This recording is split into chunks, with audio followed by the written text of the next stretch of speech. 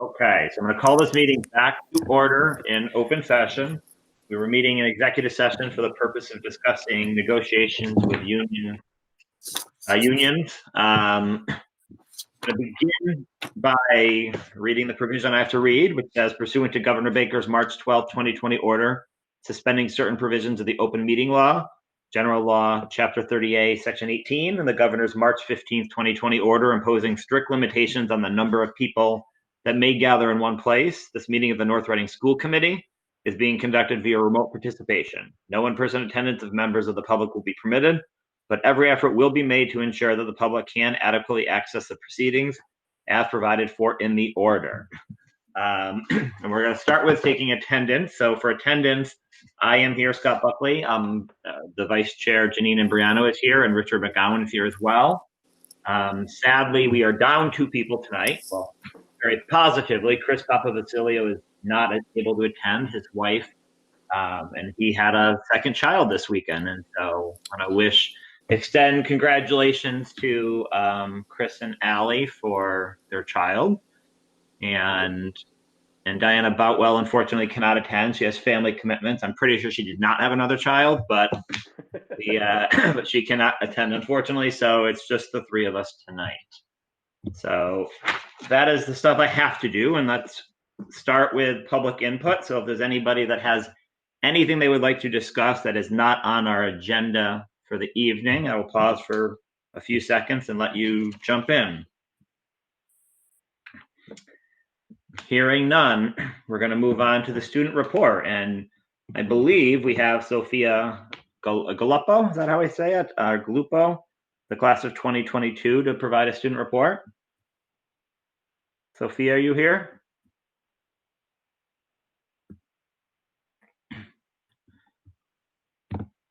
Dr. Daly, do we see Sophia has signed in? No, let me double check. Can we? Yeah, we can come back to her if she's able to attend later on.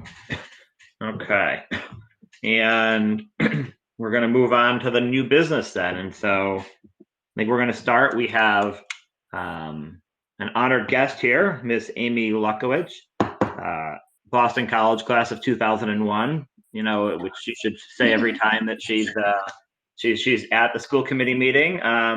Here to talk about the Core Measurement Survey Administration. Sure. Thanks for having me virtually. It's good to see everybody. So obviously things have changed for this year. As you know, each year we do take core measurement questions related to substance use or underage substance use within North Reading. We are required by our federal drug-free communities grant to collect information about 4 substances. We collected about 5 because in North Reading we've decided to separate vaping into its own category. So we ask questions about past 30-day use, perception of risk or harm, perception of peer influence, and perception of, of peer attitudes, and perception of parental attitudes.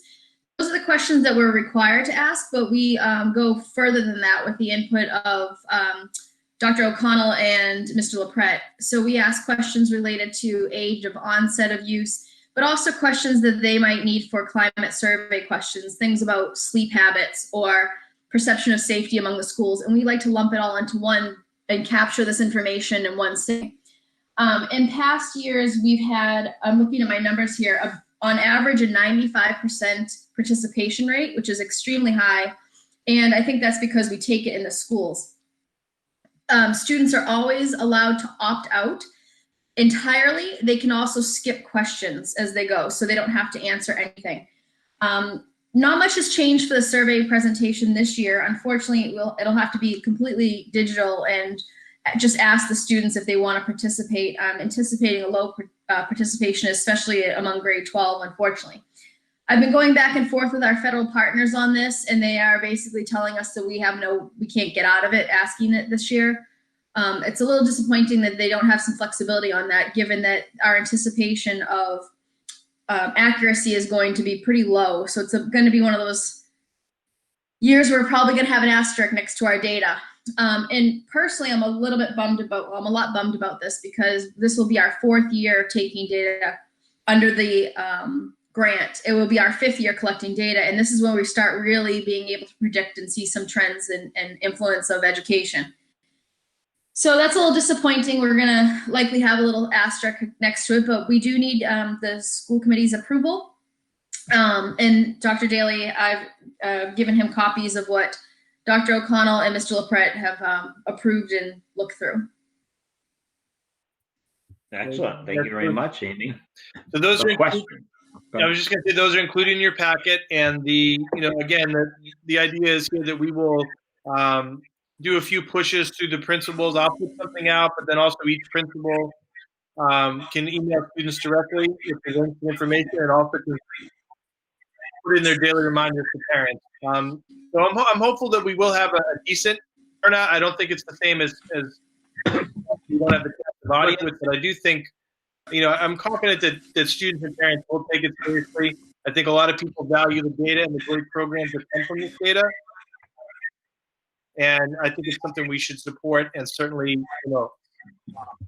Thank you very much. We'll kind of go around since there's only 3 of us. Rich, any comments, questions?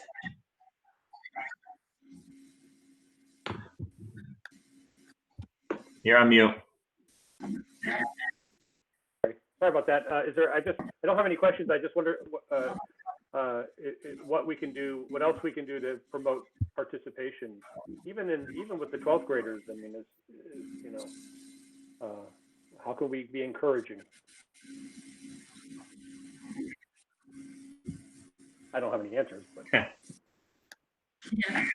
I'm actually hoping that the student council will encourage it as well. Social media, it will, because the link is 100% secure and private through SurveyMonkey. Nobody else has the code to access it. We're hoping that if we put it out on social media, that we'll get some more participation that way. The concern about that though is that anybody could take it from any town. So hopefully we'll have our student leaders would encourage participation. I forgot to mention too that our agreement has always been, going back to Mr. Bernard's time, that we will be providing you with the data first before we go and share it further. But I just wanted to remind everybody that the data does come back to the school committee first. Thank you. Janine, any comments or questions? Just kind of like to Rich's comment that, it would be wonderful if we could get the same participation as that we had the past years. And if there was any way that anyone could think of to make that happen, that would be wonderful. Janine, you and I are going to call every high school student. Yeah. The principals. I do think that we can. Sorry, go ahead. Nope, please. I do think that we can also count on the health instructors to put it out through their classes as well, which is great. Here's the other part about us doing it digitally is that usually I so that one computer can only take it one time, but considering that multiple students in the same household might use the same computer, I have to unlock that, which increases the chance that a student could take it twice. And you'd be surprised how often they go, oh, I didn't take it. They start it again and they say, oh, I did do this. So I'm just gonna have to be careful about keeping an eye on that, but remind them though, just take it once. Dr. Daly?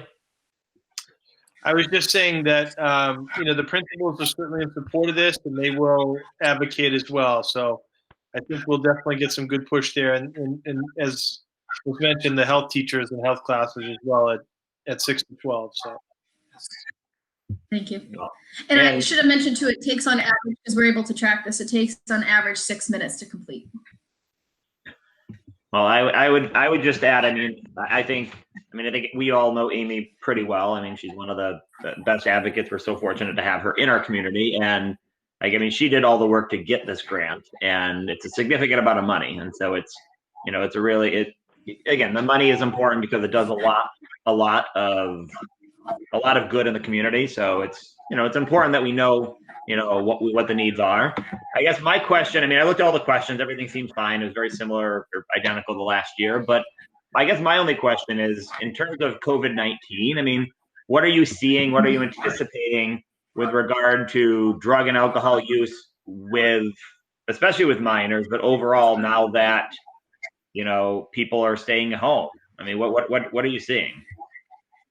This is a great question. This is the number one question I've been getting asked is what's going on with substance use? And the problem is it's very, very difficult to tell.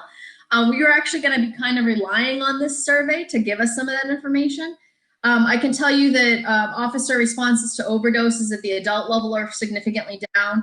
I know Detective Lucci has not had many calls for service related to substance use, if at all. I will tell you, though, we are having parents reach out to us directly related to concerns related to vaping and marijuana use. That's a good thing because we're able to provide them with some tests about, if they bring us in a sample of what they have found in their child's room or whatever. But I have to tell you that access is one of those prohibitive factors, and access has gone significantly down. It's ironic that we're meeting today on June 1st because today a historic law went into effect where Massachusetts is the first state in the nation to ban menthol and mint. Menthol and mint, as we know, has become an increasingly popular flavor as the flavor ban had gone into effect almost 6 months ago.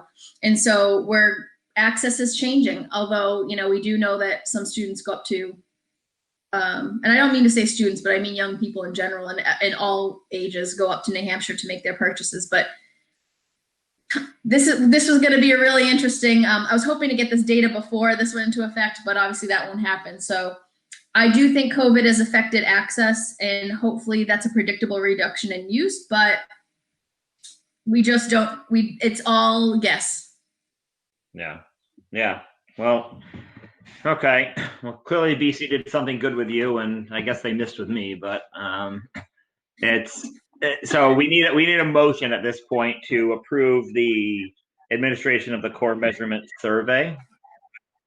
I'll make a motion to accept the core measurement survey distributed by Amy Lipowitz. I'll second. Okay. So we'll do a roll call. Janine? Aye. Rich? Aye. I'm an aye as well. So it passes 3-0. Thank you, Amy. You're awesome. Thank you, everybody. And Dr. Daly, I'll reach out to you about the links and updating all that and the verbiage. Excellent. Thank you so much. And thanks for all you do. You've been, we've worked together for many years, but this year now as superintendent, I've been a part of some committees, several committees that Amy runs, and I know Janine's on some of those with me as well. And so thank you for your continued support for all of us. Really very much appreciated. Thank you. And if you pass along our thanks to Dr. O'Connell and Mr. LaPrette, I appreciate that as well. Have a great afternoon or evening. Okay. Thanks, Thank you, Thanks, Amy. guys. Thanks, Amy. Thank you. Bye. Okay. Excellent. Patrick, Dr. Daly, did Sophia join? I'm not sure. Sophia, are you on the line? I might need to unmute yourself if you're here. It's *6 to unmute, I believe. Yeah, *6. Yeah, I didn't get a confirmation, Mr. Buckley, so there's a possibility that the message didn't get received. Okay. So That's fine. we may need to just do a double one next time. Yeah, I'm guessing remote learning is happening. Yes. And okay. So we will turn it over now. We're going to have the presentation from Steve, I believe, McManus, about the Special Education Parent Advisory Council. Steve, are you here?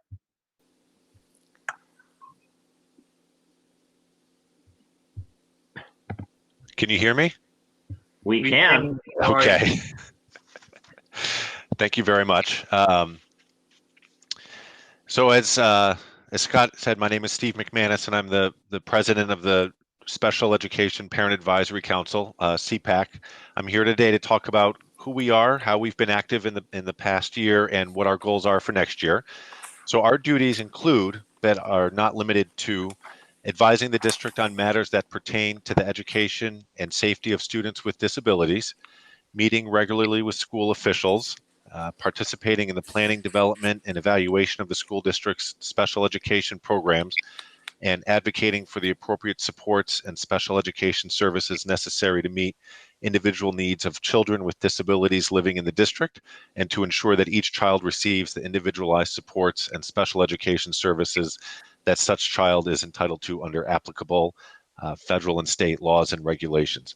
Students that fall into this category have been determined to have a disability, and that disability requires specialized instruction. We've had a busy year and continue to serve as a resource not only for the special ed community, but for the general population as well. Our involvement with the district actually started off last summer when I served on the committee to interview candidates for the superintendent.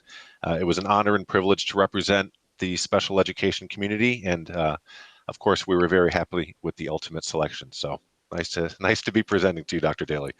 A focus of our group is to provide programming for a wide range of ages and concerns.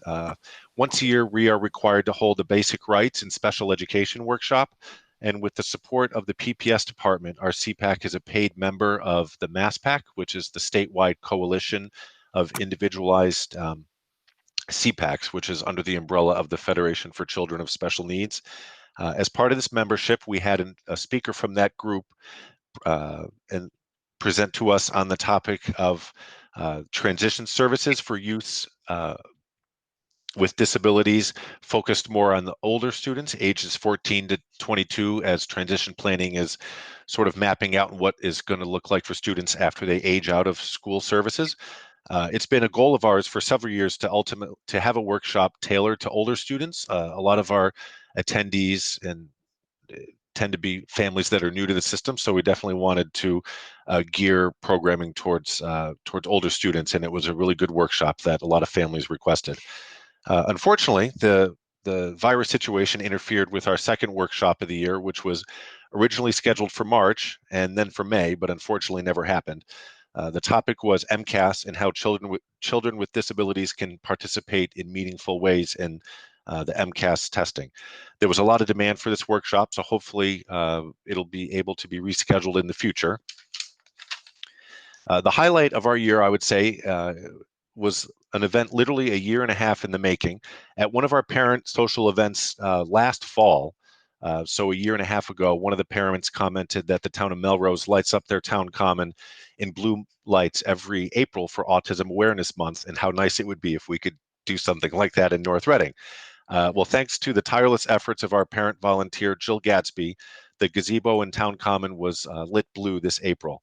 Jill did a fantastic job organizing the entire event and worked with Cynthia Conant, Town Administrator Michael Giliberto, Select Board Vice Chair Stephen O'Leary, Building Superintendent Mark Hamill, and Assistant Superintendent of Finance and Operations Michael Conley, and Flint Memorial Library Youth Services Technician, Librarian Danielle. There was actually going to be a display in the Youth Services room of the library with books related to autism and special needs, but obviously the library was closed for the month of April. So there was even an article about our program and a picture of the gazebo on the front page of the transcript above the fold. So many thanks to Jill for organizing that event. Hopefully we have the structure in place that, we purchased the equipment, so we have the lights and extension cords and timers. She did a lot of fundraising for that. So we should hopefully have the structure in place to be doing that every year going forward.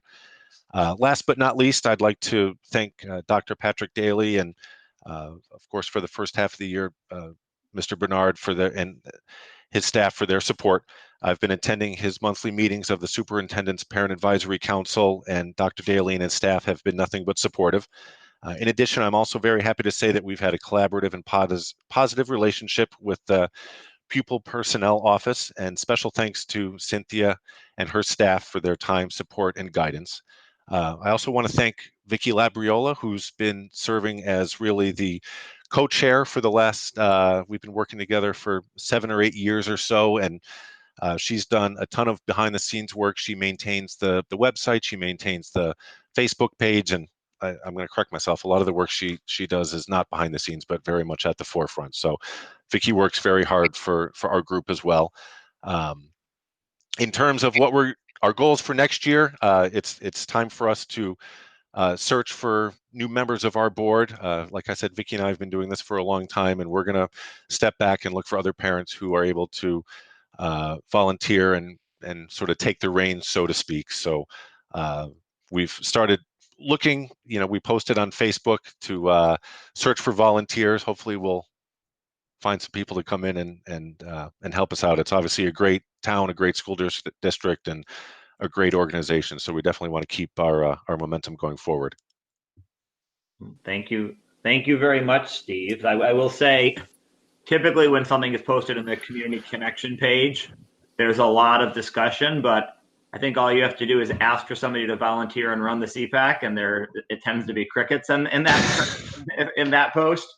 I just want to thank you for all the work that you've done. I want to let Rich and Janine comment as well, but just thank you and Vicky for all that you've been doing. Rich or Janine, Rich, do you have any comments or thoughts, questions? No, I guess no, certainly not based on the report. I would say that it was a pleasure working with Steve on the search committee last summer. God, that feels like a decade ago, doesn't it? It really does. I thought that when I was typing this out. Yeah, no, I would echo the comments, Scott's comments, of thanking you guys for your work over the years. I do think that it feels like we don't have extra people stepping up, but usually people will step up when other people are stepping down. So hopefully you'll find some folks to step in. Yeah, another angle that Vicky and I are willing to help people with is if there's a group of like 3 or 4 parents that want to tackle it together, that can, I've seen other towns do that, other CPACs, where it's not really, I mean, obviously there's a board and there's titles per se, but like I said, Jill did more work this year on the Light Up Blue initiative than she put in the most work of the CPAC this year. So it doesn't, it doesn't have to be just like one person doing everything. Jill's done a ton, Vicky's done a ton, and there's a lot of parents who are very involved. Great. Janine, any comments or thoughts? Steve, it's going to be very sad to see you go. You've been a steadfast person for, gosh, as long as I can remember.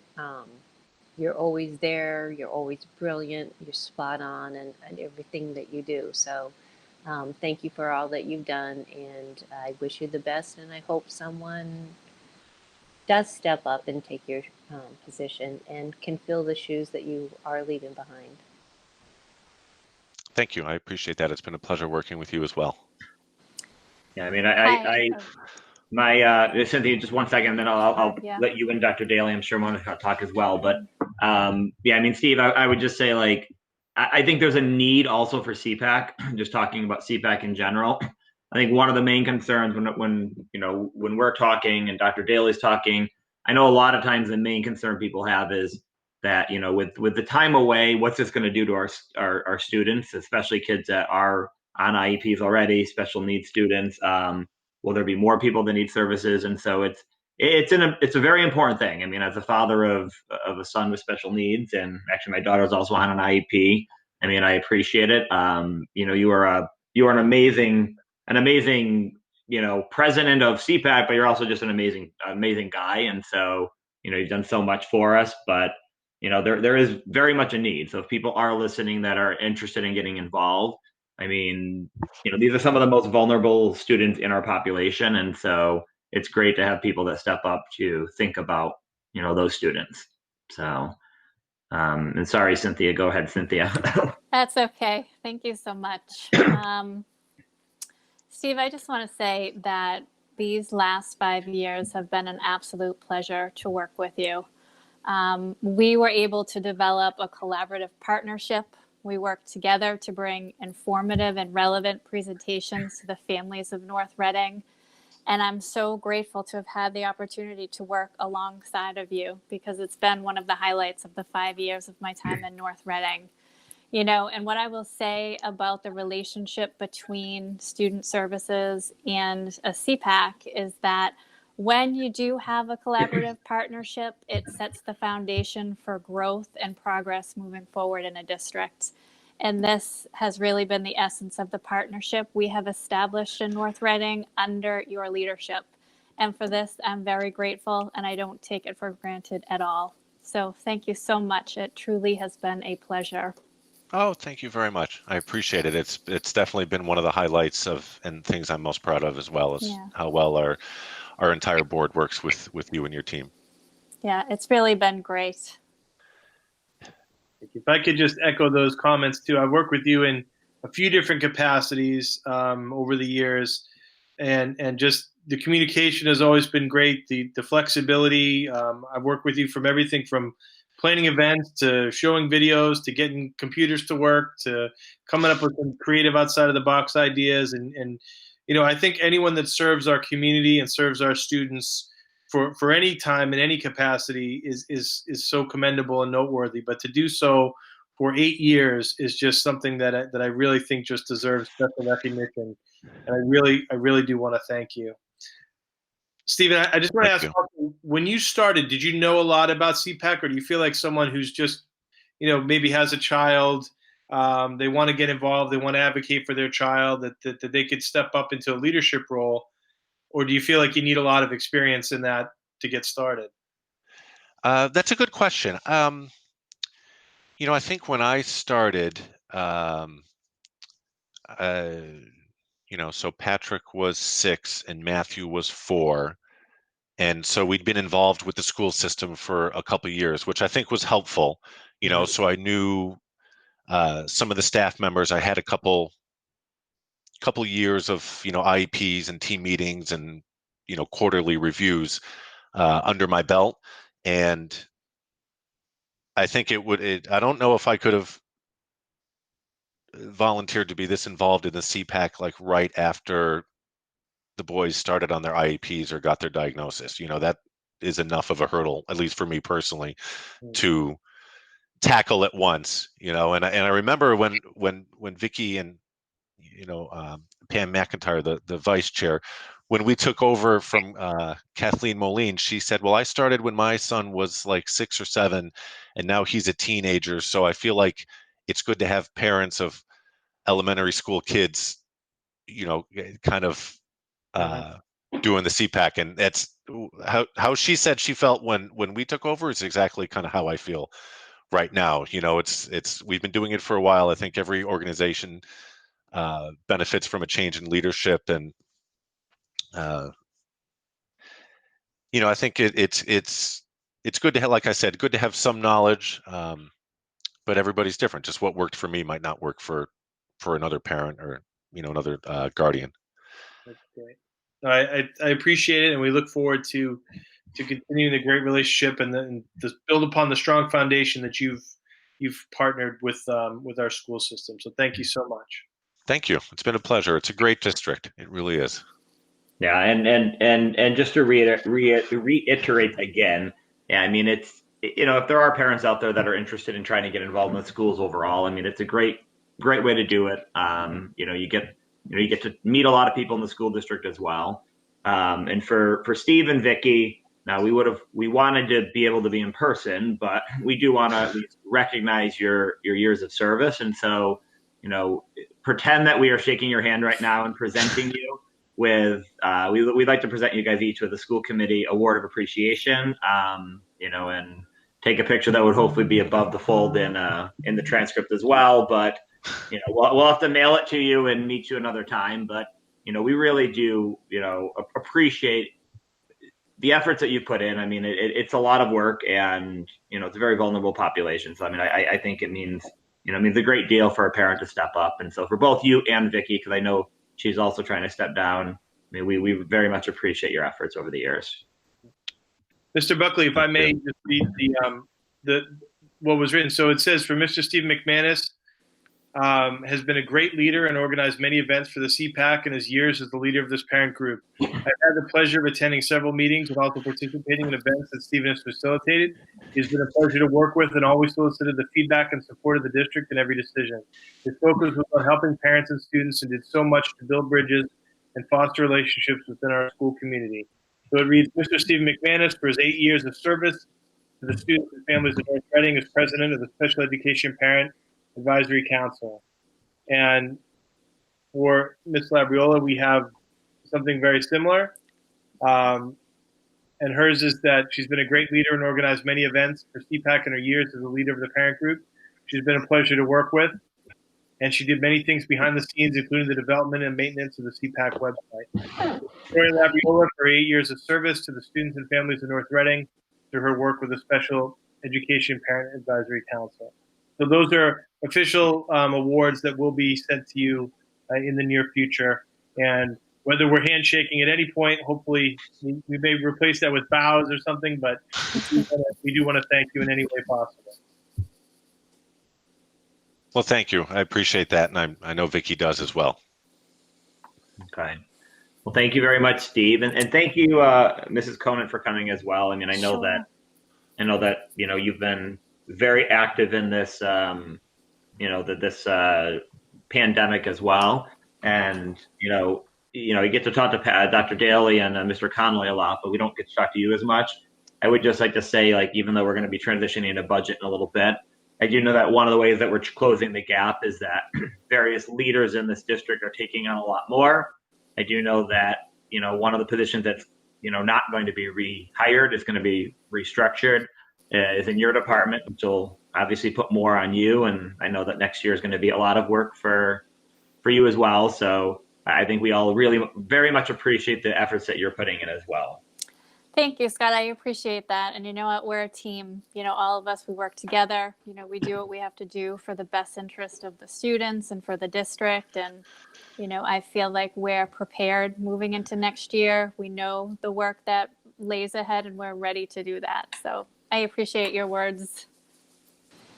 I'd just like to say we are so blessed to have all of the administrative team, because you guys are awesome and you just don't stop. So thank you very, very much. Thank you so much. Yeah, I would agree. This is the first time you've been on, Cynthia, so thank you for all you did right from day one with the remote learning plan. You had all those frequently asked questions. You were out ahead of it at every step of the way and really made this as seamless a transition to something very different as possible. And now I know that you've been spending so much time making sure our summer services go off without a hitch, and we really appreciate all that you've done. Thank you, Patrick. We're a team. We all do this together. So it's great working on the team in North Reading. I can't say that enough. Thank you. Yeah. Yeah. All right. I mean, we're all hearing stories of other districts and this and that. And I'll just say, I mean, we've been so fortunate in North Reading with who we have. And I mean, I think when we hired Dr. Daly, one thing that he talked a lot about and we talked a lot about was we have a great team here, already. And a lot of it is just keeping that team together. And so you are welcome to stay for the lifetime of your employment if you'd like. So Thank you. I think this is being recorded. Okay. You are a joy to work with, and so it's Thank you. Likewise. professional, and it's been great. So Likewise. Thank you. Okay. All right. Stay healthy, thank you, everyone. You too. Thank you. Okay. Okay. Take care. Well, we're going to move on into an update on COVID-19, and I'm going to turn this over to Dr. Daly. Thank you very much. So there's a few items to discuss tonight. We're continuing with our remote learning phase. We're coming into June now, obviously the last 3 weeks of school. I've had the pleasure to check in with a few classes. Recently, I met with the student council last week, and the high school was able to touch base just to hear some ideas and some thoughts from every grade level, 9, 10, 11, 12. I asked the students, I said, what's going to be different once it's summer? And they said, well, it's good. I actually sensed a little bit of like they like having something to check in on and someone to do every day. And they're very used to this schedule. And in some ways, they're still very much engaged. I joined a classroom today, high school biology classroom, and it was phenomenal just to see the attendance, the numbers. I mean, this is certainly not happening everywhere, and I want to say a shout out to our administration and our teachers and our parents and our students for keeping kids engaged and really digging in and having great discussions. I think it's clear that you're not able to maybe get into everything that you may have covered in the curriculum, or maybe not to go as deep. However, they're still getting in there. They're still going deep. Our kids are still learning. They're learning new content.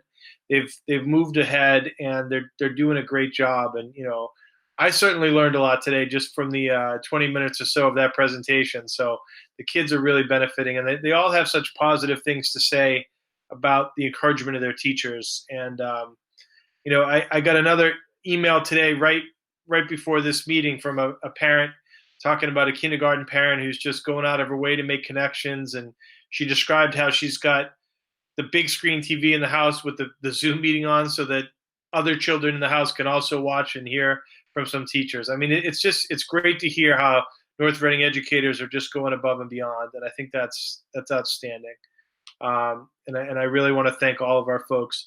We've started sort of following the governor's orders. We started our phased return to work. We've had a lot of employees who've been working remotely, and some have been coming into the office in staggered shifts. We have a sort of a more formalized process that started today at all of our office spaces. So our buildings are somewhat returning to more operational hours.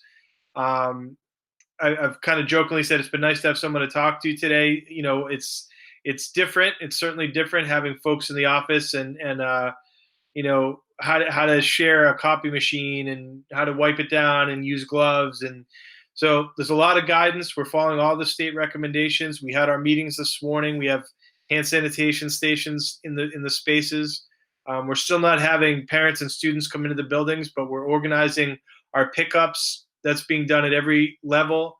High school's done some of their pickups first. Now middle school and elementary are organizing theirs as well. So we've been able to get valuables, belongings, student work, student possessions into the hands of the families. We're able to collect textbooks, library books, Chromebooks, things like that need to come back.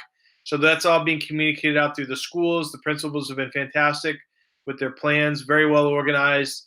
And again, keeping those within health and safety guidelines as well, keeping the numbers under 10 at one time, making sure we're not having a large event or gathering, and following all those recommendations. So quite a lot of progress there. Mr. Buckley and I, along with Mr. LaPrette, have been very much involved with the town officials and town officials talking about graduation. It's been a lot of discussion. We had a wonderful plan in place that was ready to go, and we got thrown a little bit of a curveball when the Department of Ed guidelines came out at 3 o'clock on a Thursday. We had to kind of go back to the drawing board. We currently have, as Mr. LaPrette has communicated out, a 3-phased approach with 3 really exciting events for our seniors. In addition to the amazing things, I want to make sure that I credit what parents and community members are doing.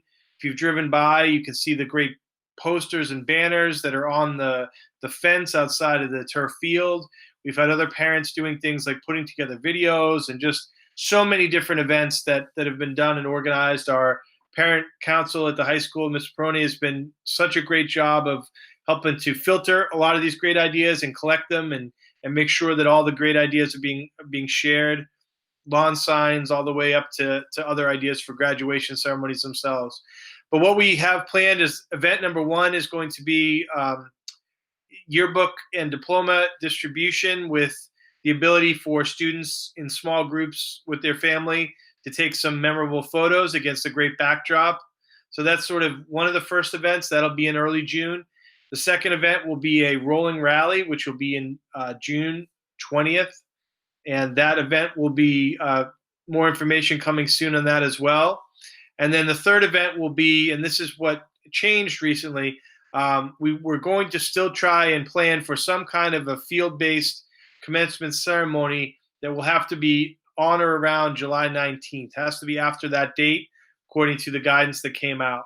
But that event will be as close to possible of having some of the things that were really important to the students and to the school to preserve some of those elements of graduation in a face-to-face setting as opposed to virtual. It's certainly going to look different than it has in other years. There's going to be a lot of guidelines and restrictions in place for safety, but I think that we can create some really memorable experiences for our students. And I'd be remiss to say that our student, our student class president, senior class president, Emily Cooperstein, and all of the class officers have been meeting regularly with Mr. LaPrette, along with their advisors, Ms. Gagnon, Mr. McIntosh, Mr. Hain, as well as Mr. LaPrette.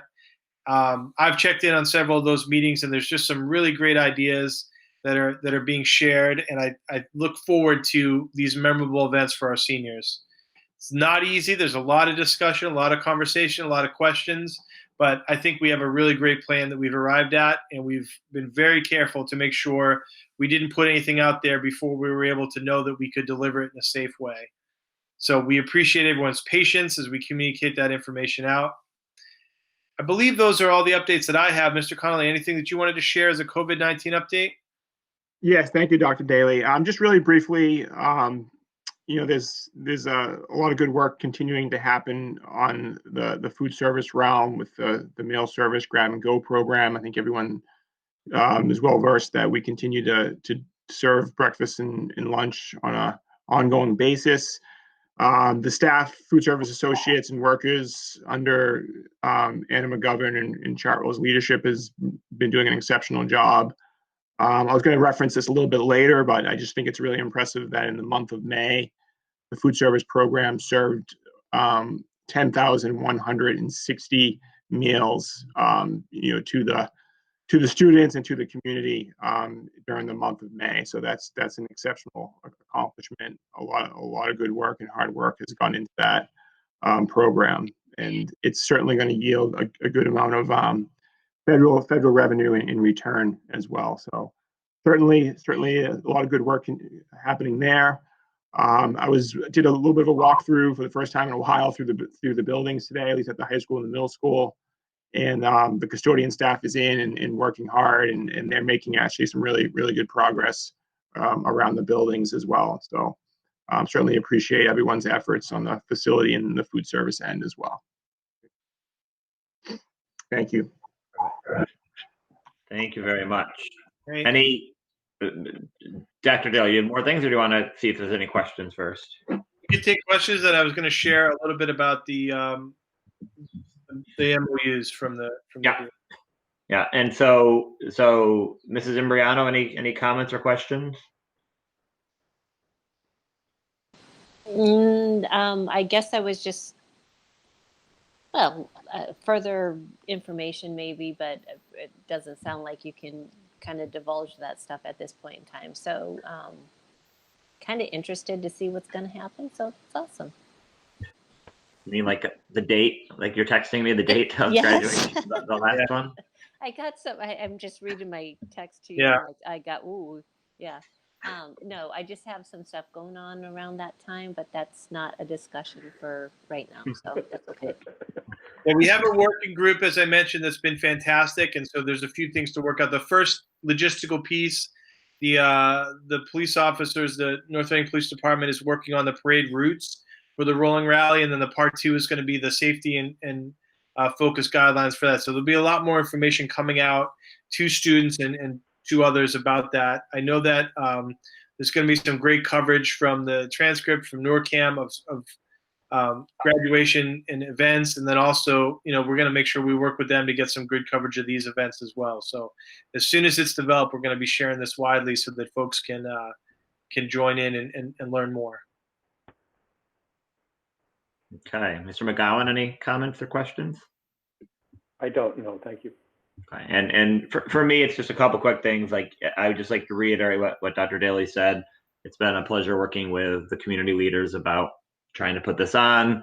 I know the public wants specific information, but I think the reason we haven't put things out too quickly was because this is literally the third different plan that's been out there for graduation. And so, even looking at what date in July, who knows what's going to happen this summer. And so I think there's a hesitation to say this is the date, and then DESE comes out and says actually it can't be the date, it has to be later.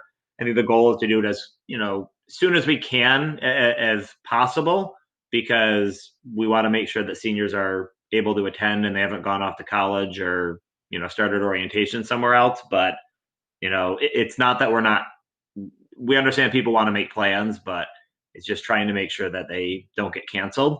The only question that I have, Dr. Daly, a couple people have actually asked me, with the phased opening now, the tennis courts at the high school, are those going to be open to the public this summer now? Because I believe tennis is one of the approved activities, and couple of people have Yeah. actually asked me that. Yep, and we've got a few calls as well. They should be open later this week. What happened with the fields for the town was part of the regulation said that you had to have you had to be members of the same household to play tennis or to engage in different sports. And so the question just became, how do we monitor that? We didn't have any staff. We didn't have anyone there to make sure that was done. So the way we've approached that with the town, we worked in conjunction with the town, and they're printed up some signs, and we're going to certainly put them up there as the regulation is that you need to be following the agreed upon rules that are in accordance with the governor's phase. And so those will be posted, and they will be open for folks to engage with. So some of the fields are open, but some of the equipment still to be open. And then playgrounds is sort of in a different phase. I believe playgrounds are in phase 3. So there'll be a little bit more information coming on that soon. But you can tell folks with the tennis courts that they will be open, I believe, later this week. I was talking to Mr. Hardacre about that today. So we have the signs ready to go. We're ready to open those up. We just wanted to make sure we had all the safety guidelines in place before they were able to open up.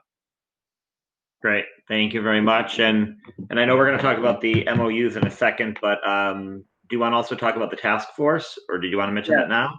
Yep, I did. So thank you. So, we're talking about graduation. We're talking about the last 3 weeks of school, getting through what's going to be different about the end of this year. I know there's communication coming from the principals about what things like placements of students, grades. We have some very creative ideas. We want to preserve as much as possible. Some of we're very, very attuned to the social emotional wellness of our students, and some of the feelings that they have not quite had closure with their current classes this year, and some of the difficulty and some of the concerns about transitions for next year. So we have a lot of things in place to try and ensure that no matter what school looks like in the fall, that some of these things will be addressed as far as transitions and friendships and peer groups. And so that there'll be something coming forth very soon from the principals and all about some of these ideas. But we do ask, and we will be asking those letters too, extended patience from parents, things that are typically communicated at this time of year, including who your teacher may be for the fall or different class assignments. It goes very similar for all the teachers and the paraprofessionals. We've also discussed that things like schedules, there's so many questions to be answered that some of that information may be a little bit later this year than it has been in the past. And we ask for folks' patience. And people, for the most part, are very understandable. If there's a concern, you can always reach out to the principal. But I think people just need to understand that there are many questions that are involved. And so one of the things that, there are many, many questions. I've been meeting very regularly with superintendents. I have a call with the commissioner again tomorrow morning to address more of the questions that we have. There is a task force of the Department of Ed that is going to form some guidance for reopening and give us some support as we think about what that reopening could look like. That should be coming in mid-June. But to be out ahead of that, I want to have a task force in North Reading. Our administrative team is obviously involved in this, and we're talking about this constantly. But I'd like to have a representative group with stakeholders from various groups. So I'm thinking that, I have a parent advisory council already with a lot of stakeholders there. I'd like to have some school committee members involved in a subgroup, a few administrators, some of our teacher leaders, and some representatives from various groups in the district to talk about all the different questions we have at this point, and then obviously to develop a plan and to proof a plan and to proof and give feedback on a plan for reopening in the fall. So that's something I'm going to be planning, and if you feel that it's appropriate to have school committee members, I think that might be a good idea to have at least one member on there, if not two, to voice their ideas and concerns that they're hearing in the community. Excellent. Yeah, I personally think that we should absolutely have one or two school committee members on there. I would be interested if other people aren't, but I'm in a bunch of other things already, and so I won't monopolize it. And two of our members aren't here, so I think we can maybe wait till May 22nd to decide on who does what. But I think it's a great idea. I think the key thing is, I think when COVID-19 hit, it was just survival for the first couple of weeks. Then it was slowly getting plans in place. I think what's nice is now that we're going to have a little bit of time, even though we don't know exactly what it's going to look like. I mean, I really hope that we can present something that is, is positive. I mean, I remember when you did your interview talking about how schools are changing overall and, kind of reorganizing and maybe, having more time in schools, more collaborative time, and there's lessons that happen outside of school. I mean, that was something that happened that you were mentioning in your, superintendent interview. And I think, I'm excited to see if there's ways in which we can, maybe move some of those ideas forward and actually be a positive, Right. rather than just something we have to deal with, like kind of like take ownership of it and say, this is actually a better way of doing things. Yeah. So I think it's great to have involvement from other people. I think it's great. I'm hearing a lot of that feedback from our teachers. Is certainly certain things are exhaustive in a lot of ways and very different, but I'm also hearing a lot of the positives as well. That new tools, new recordings of screens, recording of reading, interacting with students in different ways. Some of these hybrid things that I've long believed that the hybrid model is actually the best education possible. You can kind of get the best of both worlds.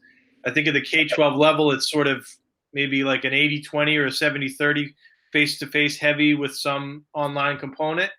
But I think this has opened that right up to, I think I might have said in my interviews that, I don't see myself retiring from the same kind of a K-12 school that we're in right now. And I had no idea that 3 months later, right, we'd be in a very different world. But we certainly kicked it into gear and we learned a lot. And I think there's a lot of positive. We use that expression a lot, taking lemons and making lemonade. And I think, that's the question moving forward is what lemonade can we bring into the fall, right? And there's some positives there as well. Do you have concerns that, well, let me say it different. So our next meeting isn't until the 22nd. Are you thinking you'd like to get this group sort of together faster than that? I mean, we have some time, but we don't really have a lot of time. Yeah, I'm certainly going to promote the group and get the group to meet.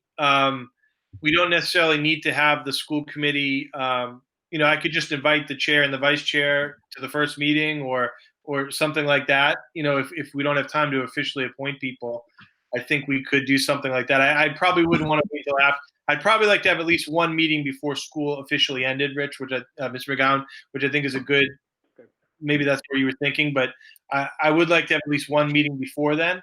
So if we weren't prepared to put two people officially on there, I could have someone sort of informally come to the first meeting, and then from there we could have the permanent nominees or something, possibly. Scott, do you want to maybe take a little temperature of the other two members?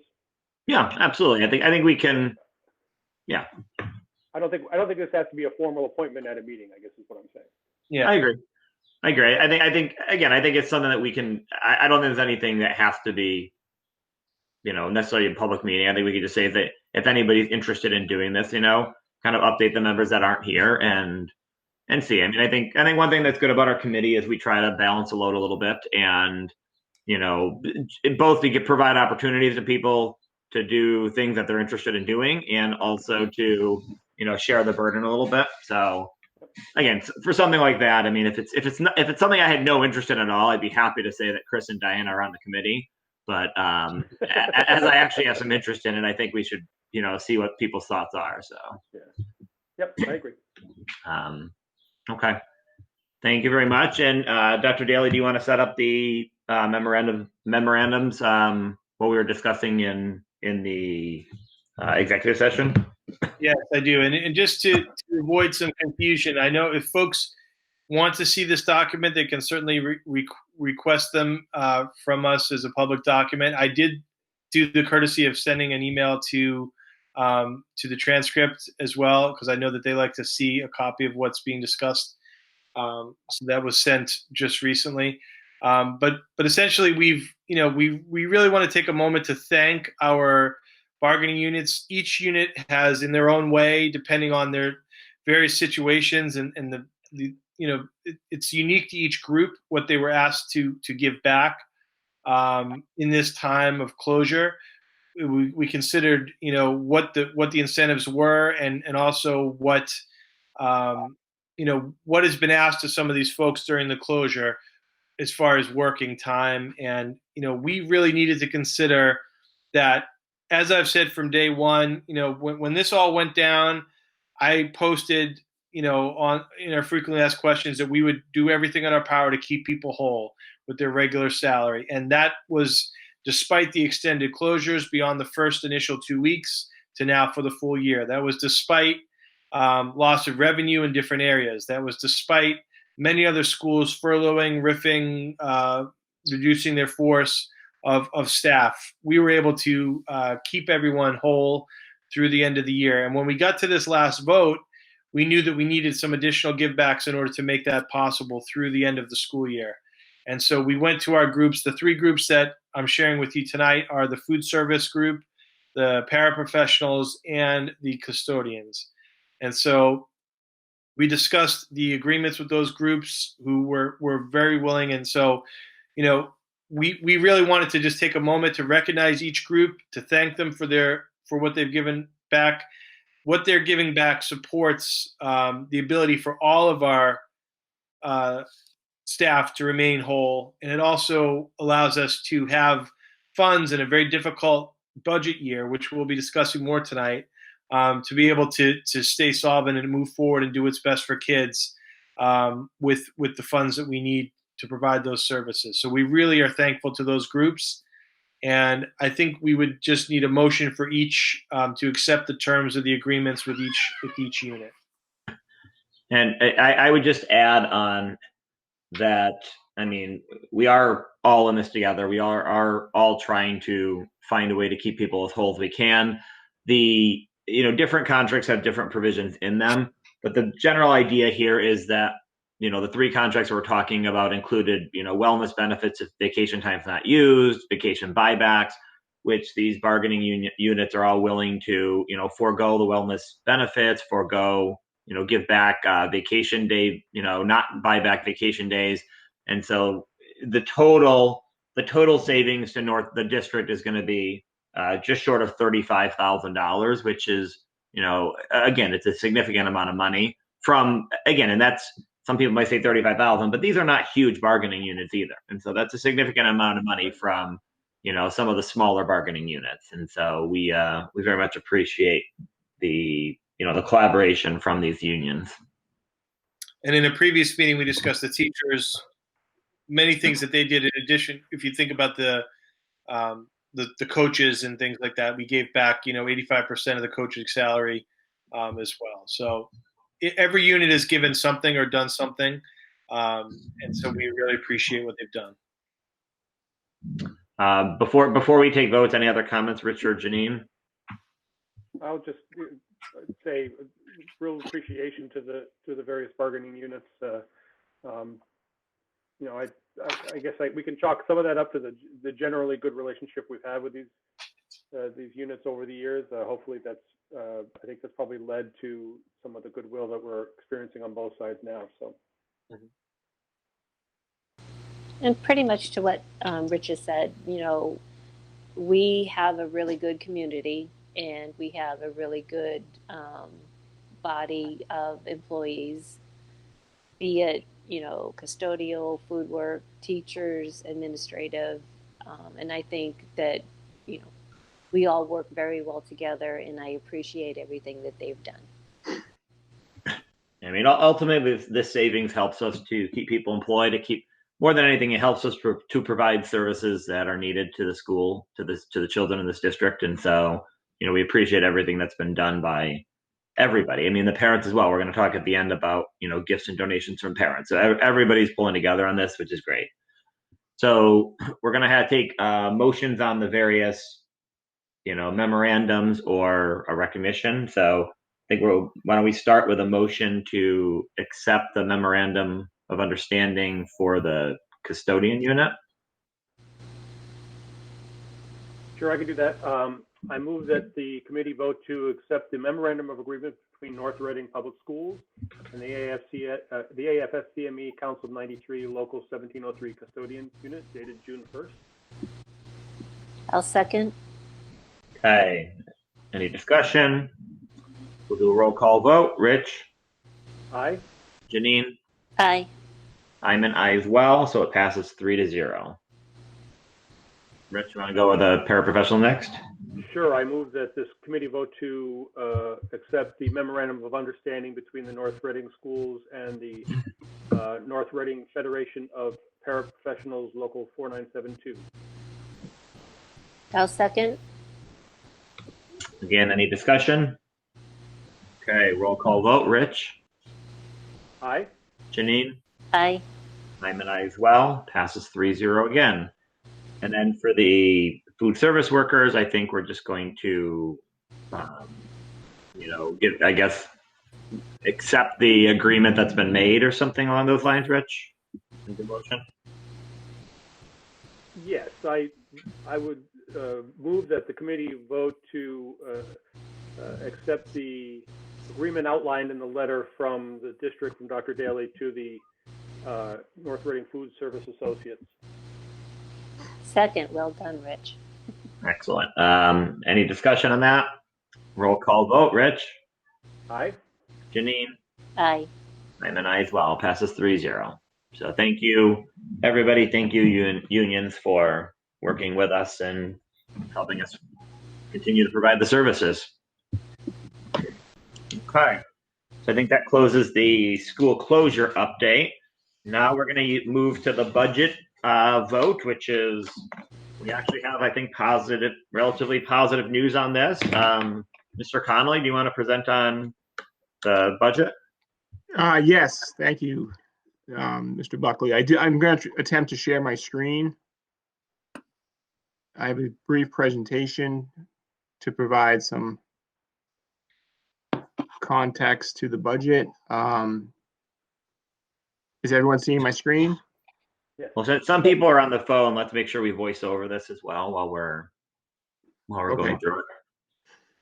Great. So we did get some positive news just before the meeting started. We've been certainly working very collaboratively with the town administration, with the select board members and chairs and vice chairs of the various boards and committees that make up the finance planning team. We've certainly been very appreciative of the efforts that have gone into this process under some challenging circumstances, some level of uncertainty and unknowns that have probably been certainly unprecedented. And there's been some really good, healthy discussion by both the town and school officials to try to put our heads together and narrow the budget gap. And I think we've come to probably the best place we could be at this stage to attempt to vote a balanced budget this evening. So what I'm going to do is kind of walk through some highlights of the budget, and starting off by just refreshing everyone's memory of what our original recommended budget was. So you can see that we started off this process recommending a budget just shy of $33.2 million, $33,199,530. It was a 4.5% increase over the FY20 budget appropriation, which was a little bit more than 1.4 million.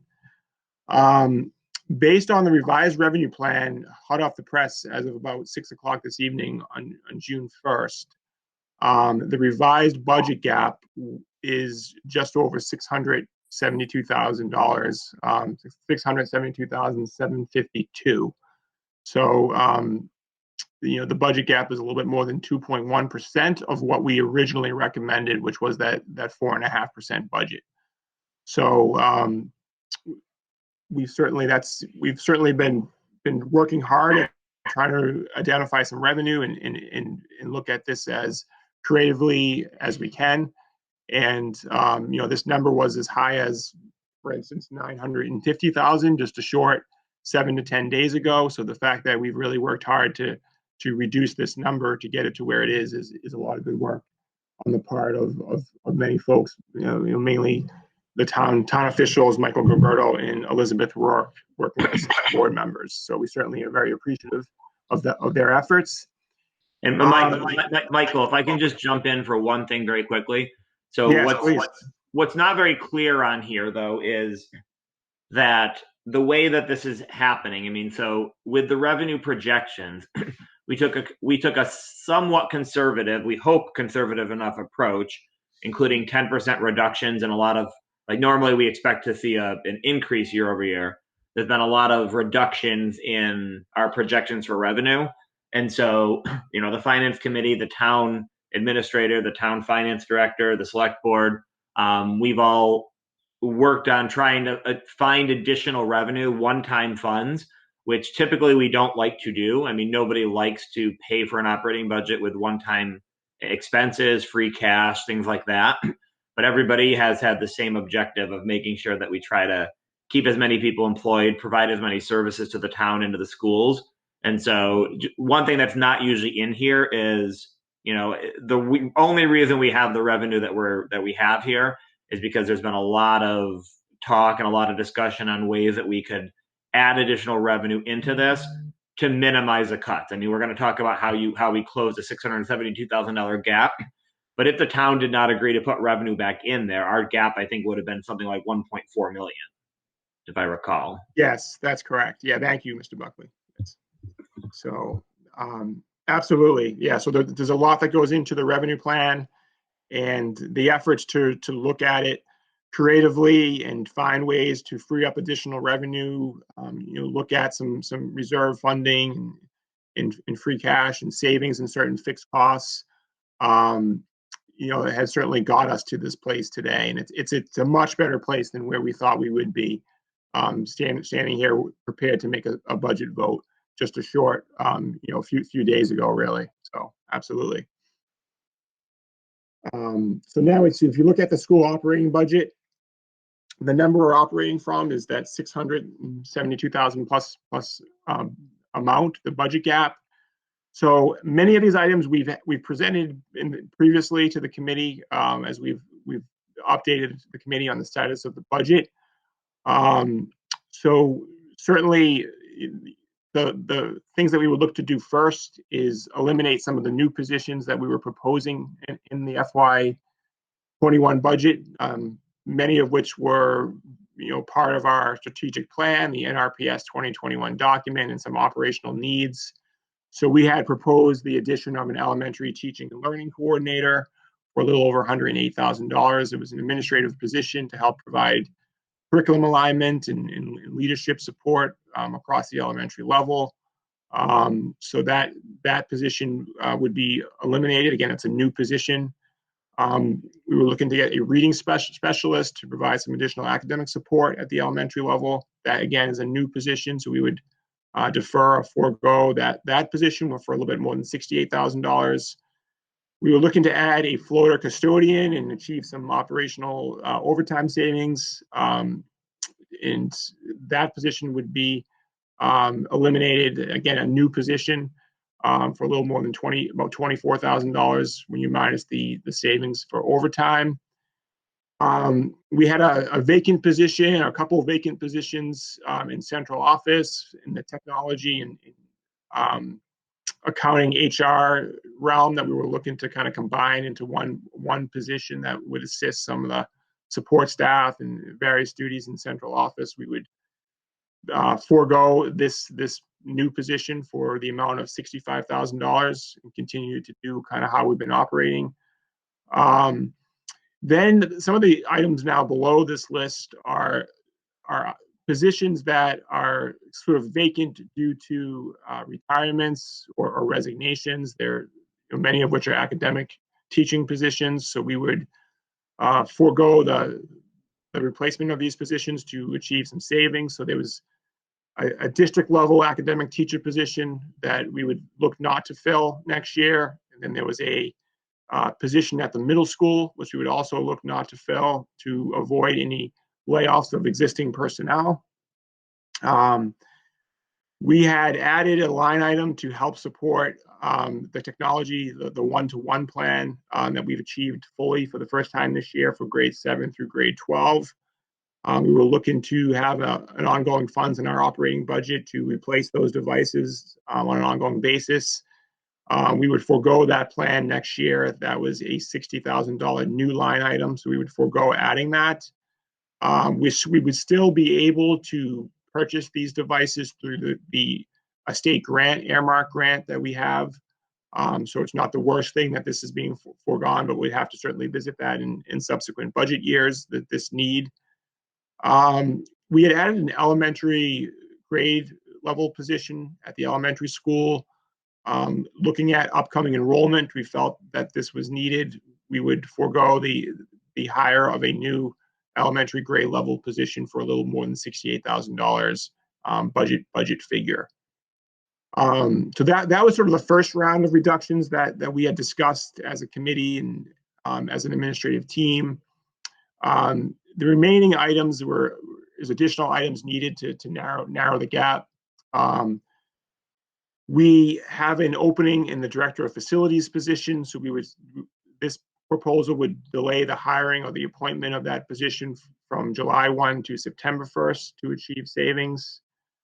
We have a vacancy in the student service department, so we would restructure that department, reallocate some duties of that department. What this really does is shift some team sharing responsibilities out of district coordination responsibilities to the role of the administrators and coordinators in the department. But that would save about a 0.5 FTE position in the amount of approximately $50,000. We've talked about the assistant superintendents, certainly someone that also oversees curriculum and teaching and learning throughout the entire district, a very much needed position. And this plan would forego or delay the hiring of that appointment from July 1 to September 1st to achieve savings of approximately $25,000 in that position. The last item on here that would essentially fully balance the budget is we have a vacancy in an academic teaching position at the high school. So we would not fully replace that 1.0 FTE vacancy. We would replace it. We would reduce that by 0.6 and achieve an additional savings of a little over $41,000. So we would fill that at 0.4. There is some declining enrollment at the high school, which helps us achieve that somewhat. But certainly all of these items on this list are certainly challenging. But that being said, doing this does achieve and get us to a balanced budget. I will say none of these positions were certainly looked at lightly without a lot of deliberation and discussion by the administrators, by budget subcommittee members, by school committee had meetings in the past with the finance planning team. When we approach this, as we always do, we look at what is going to be least harmful to the classroom, to the educational process and education for the students in North Reading. So we really try to be as creative as we can to protect the areas in the classroom, as well as not avoid a reduction to an existing staff member or personnel currently employed or planning to be employed next school year. And we felt that this proposal, although certainly not the ideal, not what we would like to be in an ideal situation, it achieves the fact that it would avoid layoffs to existing personnel, both professional teaching staff and support staff and so forth that are working very hard in North Reading for next year. And we felt it also really is, keeps the highest priorities of the classroom and protecting the programs in North Reading that we've worked so hard to achieve. It's certainly not going to be easy. It's going to put some additional work on the part of many folks, either at the administrative level or across the district in a variety of positions to make things continue to tick in a least harmful situation. But we feel we can make this work, and under the circumstances that we've all been dealt with over the last several weeks in the financial situation and the uncertainty, we feel like this is a best result, and it does have the support of the full administrative team. The note at the bottom of this chart speaks to the fact that we may, through the Educational CARES Act, the district will have a fiscal 21 grant coming into the district. of a little more than $56,000. We know that that's already been made public, and the grant application is posted for fiscal 21. We'll be working on that in the coming weeks. I believe it's due July 1st. But that is an area that we can look to maybe restore some of the items above this list, but at least an item or a position potentially above this list, to minimize the impact of the reductions on this list. But certainly, some difficult decisions and some difficult priorities had to be set in the creation of this list. But we feel like this is a least harmful situation for all involved as we look towards fiscal 21. That being said, are there any questions? I know most of the folks, at least on the committee, have seen this list and so forth. But I'll open up to questions before I move on into the presentation. Okay, so why don't we go? No, nothing from Janine or Rich. If any member of the public has any questions, please feel free to unmute yourself and ask as well. I will just say a couple of quick things. Just kind of reiterate that the last rounds of cuts that happened were really putting more on the leadership. I mentioned it earlier, but with Mrs. Conant, but also Mr. Connolly and Dr. Daly are really taking on a lot of additional responsibilities, especially over the summer, by delaying certain positions. So really appreciate you guys doing that. The CARES Act, you mentioned this before. One thing that came up at finance planning team was we also have to think about next year, what next year looks like. And there's going to be a lot of additional, supplies that are needed, different things that are needed. We are working and perhaps Mr. Connolly, you can mention, I don't know if you can speak to this at all, but we are working with the town to try to put together a list of what is anticipated to be needed by the end of December, so that possibly we could get some of that from a grant from the town as well, for the town as well. Yep. Yeah, absolutely. Yeah. The next couple of slides speak to some budget conclusions and financial risks and where we go with maybe COVID-19. So yeah, I'll definitely address that. But yeah, absolutely, it's a good point. Okay. And I guess just overall, when you look at it from snapshot, in lieu of where we're at right now and what we're seeing in neighboring communities, we are in a much better position, and everybody understands that. At the same time, we are losing positions. We are losing positions that are important positions. And this, I don't think we can say that we're providing necessarily level services for next year. This is a much better budget than it could have been, but it is not what we hope to have year over year. And it is something that we would like to have better, but we did want to prioritize keeping jobs as well. And we really worked very well this year with the select board and the finance committee to try to prioritize across the town, saving jobs, and really appreciate the efforts that they've made to add revenue back in so that further cuts weren't made. Great, absolutely. Rich, you unmuted. Do you have a comment as well? No, I don't. Thank you. Perfect. Thank you, Mr. Connolly. Great. So some of the budget conclusions I just wanted to speak to, kind of certainly high level. I'll certainly get into some of the last bullet here addresses a little bit of what Chairman Buckley was just speaking to. But certainly, given the circumstances, our main goal was certainly to meet our contractual obligations with employees and employee unions. This budget certainly allows us to do that. It does include the funds to meet all the standard operational fixed costs from either a building, maintenance standpoint, utility standpoint, and does provide all the schools and departments the educational materials needed at all the 5 schools and 4 campuses. So it does meet the both on the educational material, standard materials that are needed and the fixed costs. It does allocate and has the funding to support those areas. It's been a priority, as Dr. Daly spoke to from the beginning, to certainly protect positions and not lay off existing staff. So it is not including layoffs for existing staff members currently employed by the school district. Unfortunately, as you just saw from the previous list, it does not fill a few academic teaching positions due to some retirements. It does delay the appointments of 2 key administrative positions, the assistant superintendent and the director of facilities. So we'll certainly be hard at work over the summer as to look to just kind of to fill that void of not having those positions a little bit longer.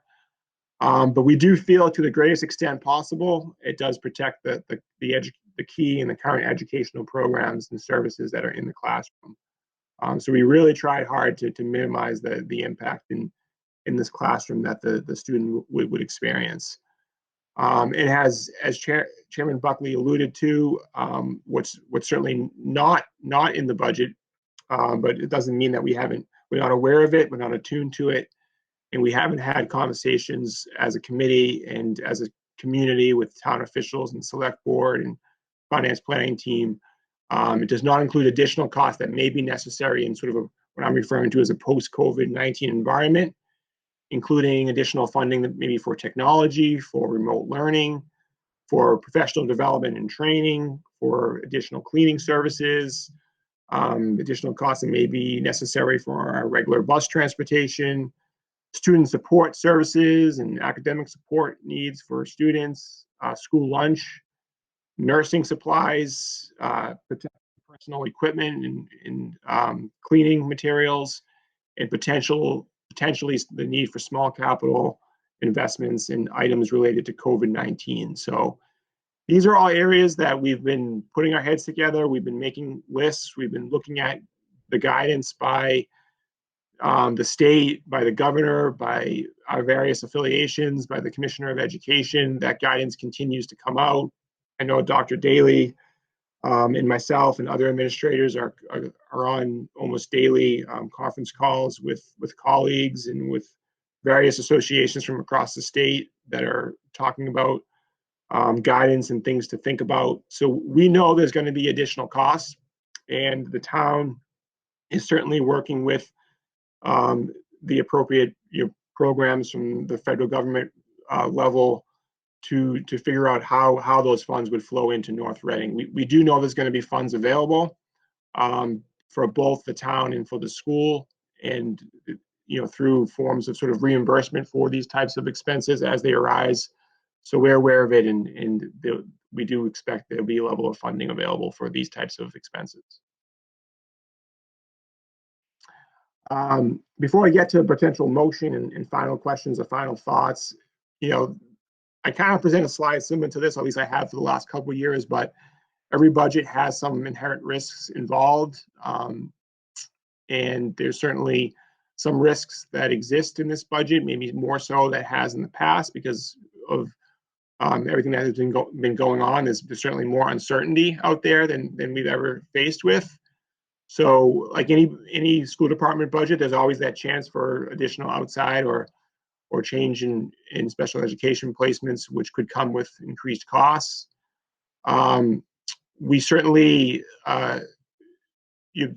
process some refunds to parents through through a variety of special revenue accounts or revolving accounts in the areas of athletics, kindergarten, pre-K, and busing. So in some sense, there's less reserves available. But as Chairman Buckley alluded to earlier, I've been very touched and quite amazed with the level of generosity you'll see later in the meeting, by many of the parents that have opted to donate a refund amount in many of these optional programs that would have been due to them.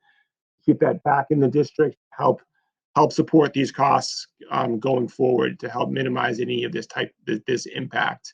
So that's certainly been great to see. It's absolutely has been a collaborative team approach, right from the select board and the top town officials, right down to certainly parents and staff and everyone involved.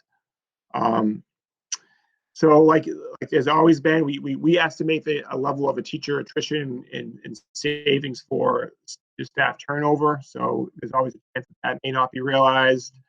We never know the complete impact of the winter months and the snow and ice costs. So that's always difficult to predict.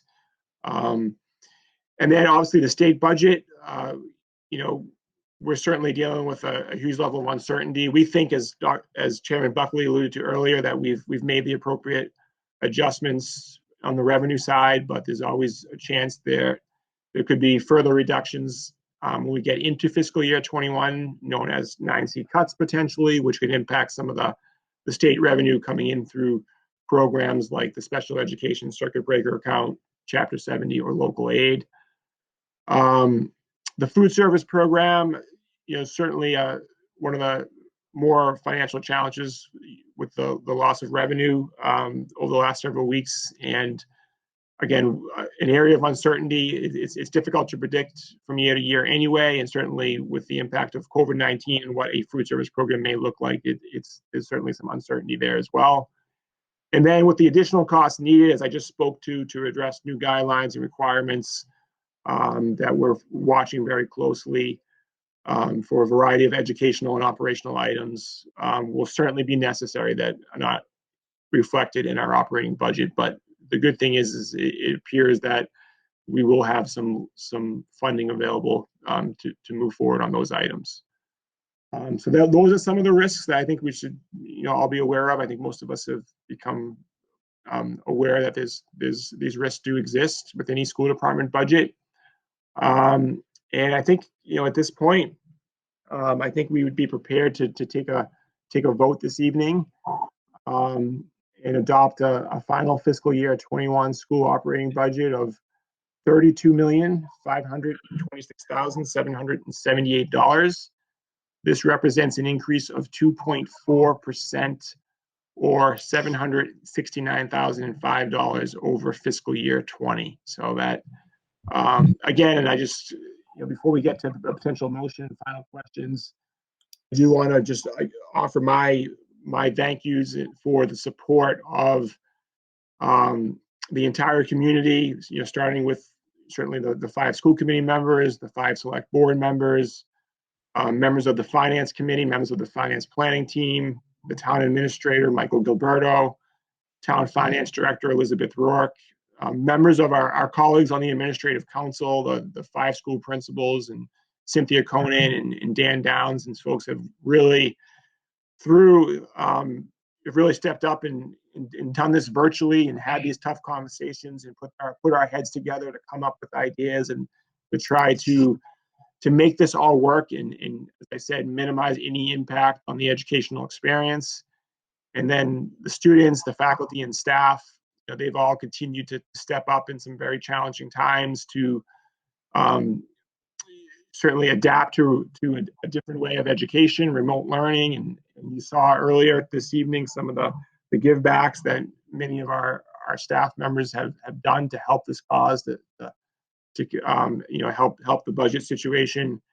And then certainly the citizens of North Reading and parents. Our booster and support groups do amazing things. The PTO, parent associations and PTOs and athletic support groups and music boosters and so many folks that we've relied on so much to make the educational experience is what it is, continue to step up during these difficult times.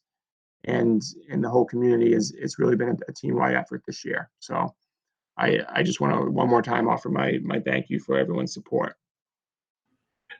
And thank you, Michael and Patrick as well, for the work that you guys have done. The only thing I would add here very quickly is we are making projections. Usually we have a state budget and we have these revenues are a little bit more certain. And so we are hoping that the state budget comes in, where we're looking for.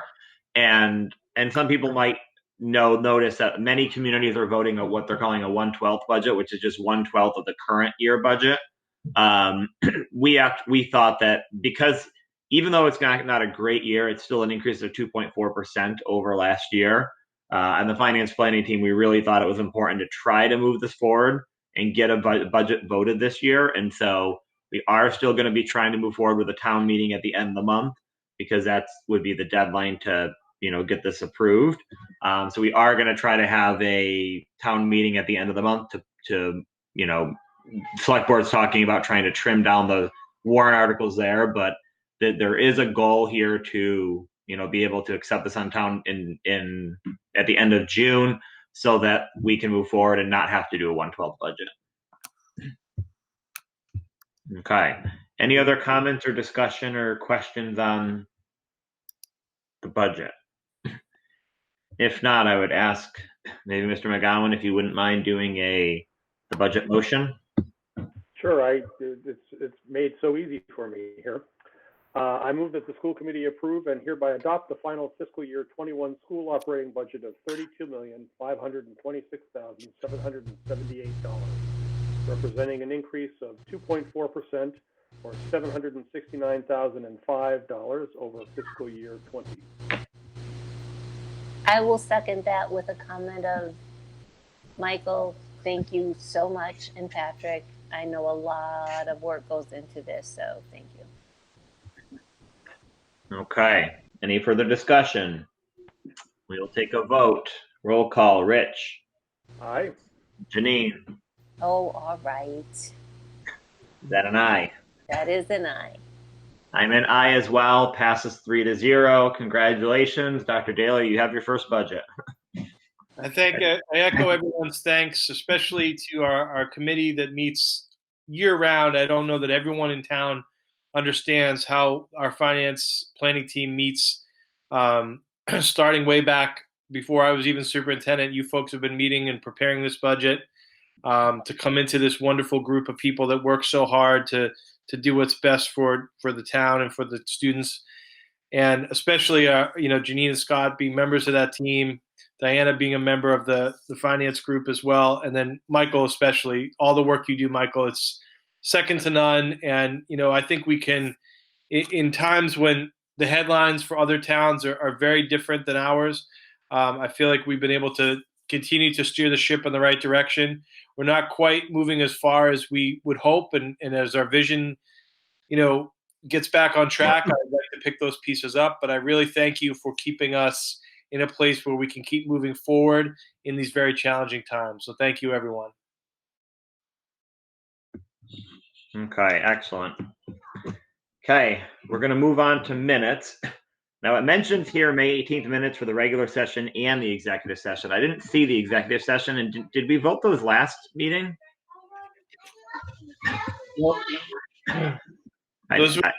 Those were included. There was a separate attachment for the executive session in your packet. Oh, well, it must have looked so great to me that I forgot about it. So if you don't have it, I can resend it. No, it's fine. Mrs. Imbriano, do you want to lead us in the minutes for the May 18th regular session first?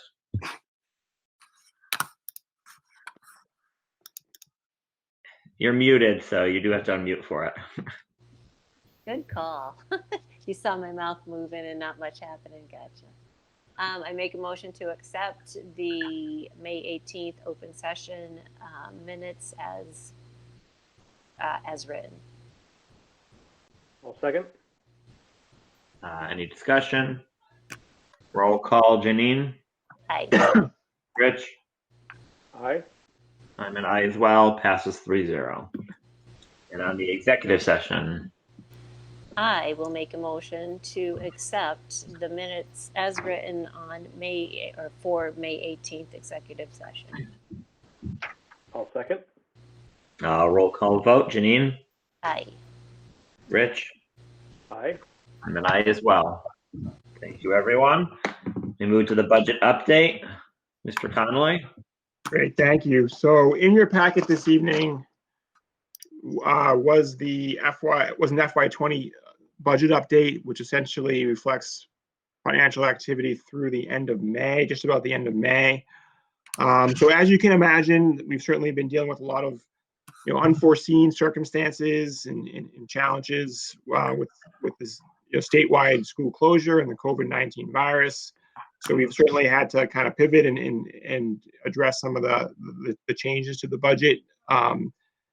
But I think it's fair to say, as soon as the school closure went into place, the district immediately began to sort of put measures in place to try to reduce costs and save monies in the following, in as many areas as we could identify. Certainly, some of these savings resulted in supplies and materials, utility costs, building maintenance services, some contractual items that we were able to kind of delay or put on hold when the school closure went into place. We certainly also experienced some savings on the salary line items, which included substitute costs, spring coaches pay, some overtime costs for, custodial overtime costs and so forth.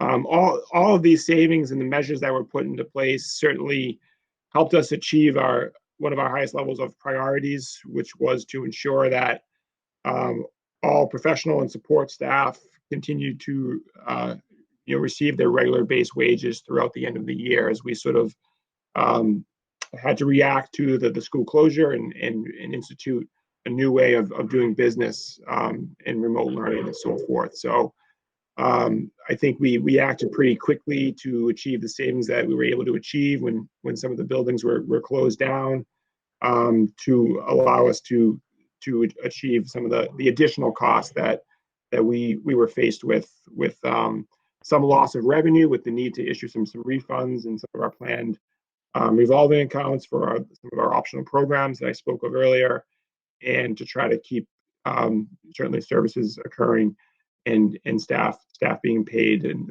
minimize that impact as much as we could. So we were happy that we've been able to achieve that. The revenue picture, as we all know, continues to be uncertain, and there are many anticipated new expenses that will arise. So we are certainly putting those lists together and seeing what can be done as to prepare as best we can for the future and kind of the new environment that we will be in. But I'm happy to report that I think because of the immediate action taken and our just ongoing vigilance in respect to our daily operations, as well as the support of all of our employee unions and staff, that I do feel like we are in solid financial standing to close out this current fiscal year. And as we've said, we've looked to kind of leverage any areas of savings as possible to help with the financial uncertainty and the budget gap moving forward into fiscal year 2021. So with that being said, is there any questions on the budget? Janine, any questions? No. Rich, any questions?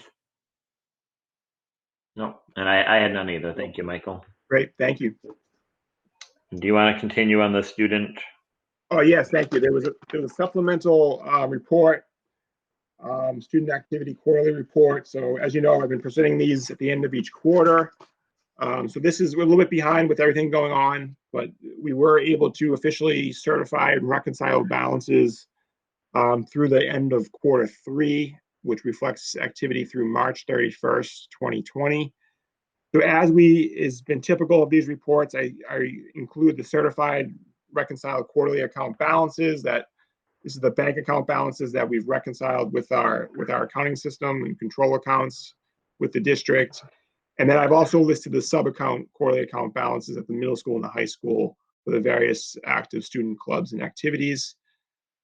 So I think this is, we're following our policies and our procedures and audit recommendations to present and certify these balances on a quarterly basis.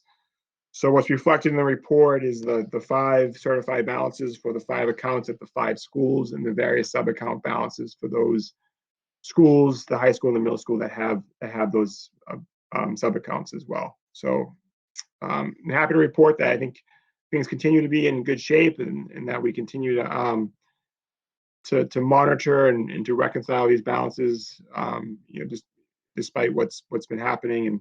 And I certainly appreciate the work of my staff, particularly Sabita Pai, who's been hard at work in doing a lot of this remotely to make sure that these accounts stay in good shape.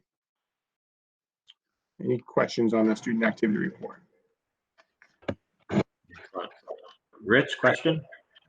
I was just going to ask a general question, Michael. In my company, this is obviously just a bit of an estimate, but we're all working remotely, and we sort of peg ourselves at being at about 90% efficiency. And that's obviously, we're just kind of taking a stab at it, but it feels about right. We're getting everything done. Do you have a sense of where you guys are at in that, with all this remote work that you've been doing? How close to full efficiency you've been able to maintain?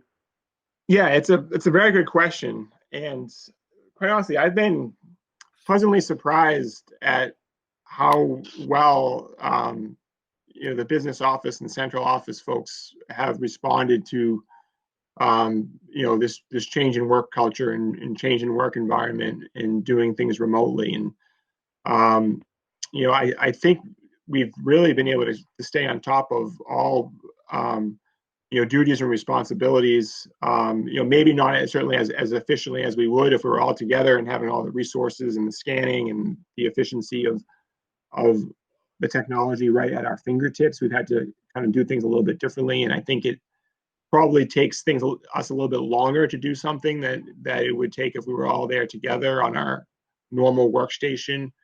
But that being said, I think people have really stepped up in these circumstances, and I've been really impressed with how well everyone has done that, and almost hasn't missed a beat. And we have never missed a deadline with payroll, with accounts payable warrants, and the fact that we've had DocuSign and that was already up and running in business as usual with the electronic signature process with the school committee, with each of you in our office. Just following the daily emails from our listserv, a lot of districts that didn't have that, really lost a lot of efficiency. They with getting really behind on invoices and so forth. And I think we just kept going almost as business as usual and getting those to you, although I think it was more work on our end to scan or take pictures and get those into a format that you'd be able to monitor and review. So yeah, I think 90% is probably a good number, just thinking off the cuff, thinking about it. But we really haven't missed a deadline or haven't missed an important duty that I can think of to date. Yeah, if I could just clarify, from the operations standpoint, I would agree. There really was no downtime, and people were coming in even to sort out physical mail and to get things assigned, and then so much of it transitioned smoothly to electronic. And I think people in some ways are working harder because they don't have the conveniences of the office. And so they've done a great job. I can't necessarily pinpoint that number on the student learning side. I don't want to be confused because I don't want to fall specific. We're at 90% of the curriculum or 90%, but I think the operations is certainly at 90%. I think the curriculum is high as well and higher than many others too. I need a little more data to give you a number close to 90, but I think we're doing very well there. But certainly on the operations side, I would agree. Rich, are you going to make a motion to cut their salaries by 10% now? No. Any other questions for Mr. Connolly? Thank you very much, Mr. Connolly. Staffing, no updates right now, Dr. Daly? Not at this time. We'll probably provide more at our next meeting. Okay, and now we are very fortunate to have a long period to accept donations because we have had a lot of donations, and so I'll turn it over to Mr. McGowan. And I'll take the town's leave to. We're going to read every name on these lists, and I think it's well deserved. So bear with me. And for those whose names I mispronounced, I'll give a blanket apology now. I move that the school committee vote to accept with gratitude donation amounts totaling $2,075 from full and half-day pre-kindergarten parents on the above list who opted to donate their refund amount back to the school district to help support costs associated with a full and half-day pre-kindergarten program. They are Priscilla and Greg Arsenault, Lauren and David Cook, Jennifer and Patrick McGee, Kimberly and Mark Begley, and Michelle and Michael Coper. I'll second. Okay. Yes, thank you all very much for this. Take a roll call vote. Rich? Aye. Janine? Aye. I'm an aye as well. Passes 3-0. Thank you. I move that the school committee vote to accept with gratitude donation amounts totaling $10,300 from full-day kindergarten parents in the attached list who opted to donate their refund amount back to the school district to help support costs associated with the full-day kindergarten program. They are Meredith Wolf, Sarah Allen McGoldrick, Andrea Spano, Kenneth Weigel, Heather Curleys, Katie and Curtis, Jennifer Callahan, Kimberly Lucas, Marianne Bezaire, Courtney Kirstein, Casey Taylor, Jessica Lobello, Cindy Pettit, Suzanne Burnham, Kyriakos Atsalis, Trupti Gupta, Veronica Musante, Esperanza Casada, Melissa Fritz, Tara Heron, Lisa Moran, Lisa Steer, Kelly Gramolini, James Cambry again, Kristen Turcott, Andrea Bagan, Robert Fishman, and Jennifer Saucier Sawyer. Thank you. I will second, and thank goodness you do the donations. Yes, excellent job reading, Rich. No, again, and then this one in particular, I mean, it stinks that we have to pay for full day kindergarten to begin with, but for the generosity of then, donating that money back is just really above and beyond. So thank you to those parents. So roll call vote, Rich? Aye. Janine? Aye. I'm an aye as well, passes 3-0. I move that the school committee vote to accept with gratitude donation amounts totaling $9,095 from North Reading parents on the attached list who opted to donate their refund amount back to school district to help support costs associated with the bus transportation contract. Kristen Abrazizi, Nasima Diaz, Siobhan Fitzgerald, Tracy Barbara, Laura Batalis, Kimberly Begley, Christina Beneke, Mukta Bostley, Kara Antonacci, Lee Rosena, Nancy Butler, Aaron Carlson, Don Craig, Chris Cullen, Dorothy Curran, Keith Daly, Bridget Davis, Elena DeAngelis, Christina Dimitri, Kivaline Sariano, Jessica Donaldson, Linda Emery, Clarissa Felicia, Anderson Ferreira, Rachel Fisher, Janet Flores, Teresa Willette, Amanda Fortin, John Garber, Melissa Grew, Heather Griffin, Lynn Hannon, Andrea Hanson, Matthew Higgins, Lee Hoadley, Tracy Joyce, Daniel Kennedy, Stephanie Koenig, Rebecca Coper, Julie Kopke, Kim Kolodziak, sorry, I tried to get that one right. Nancy Butler, Melissa Ledoux, Michael Descuis, Guthrie Meyer, Kate Mancinelli, Pauline McBain, Beth McCall, Christina McCormick, Jennifer McNeil, Kathleen McTeague, Anya Mills, Barbara Surly Mikazev, Rebecca Lowe, Marianne Murray, Jeanette Murray, Andy Farrow, Amy Ottaviano, Nicole Papasso, Carmine Petrosino, Nicole Pierce, Mabel Tsang, Dan Quinn, Jenny Romansky, Dina Rooney, Elizabeth Rydell, John Sarno, Caitlin Scott, Aikudi Srikanth, Holly Stanich, Colleen Steinmeier, scroll down here, Andrew Stetson, Andrew Stevens, Jane Stevenson, Antonia Stone, Stephanie Tanian, Gail Tenney, Janet Stevenson, Jennifer Thompson, Courtney Park, Jennifer Vant, Shauna Wagner, Julie Walsh, Joyce Wells, Andrew Street, and William Burkmeyer. Thank you. I will second that. Excellent. Roll call vote. Rich? Aye. Janine? Aye. I'm an aye as well. 3-0.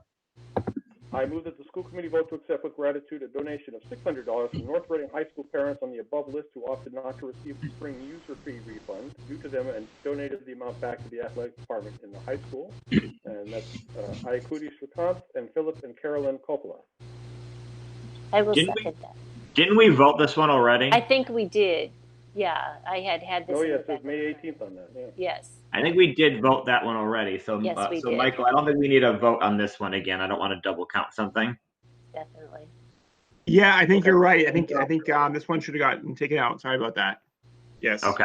Yeah, So because I we withdraw just my approved the motion. minutes. Okay. Withdraws the motion. And I move that the school committee vote to accept with gratitude donation amounts totaling $499 from before school child care parents on the above list who opted to donate their refund amount back to the school district to help support costs associated with the before school child care program. Robert Fishman, Lisa Moran, Scott Pearsall, Kristen Abraziz, Darcy Brewster. I will second that one. okay, any discussion?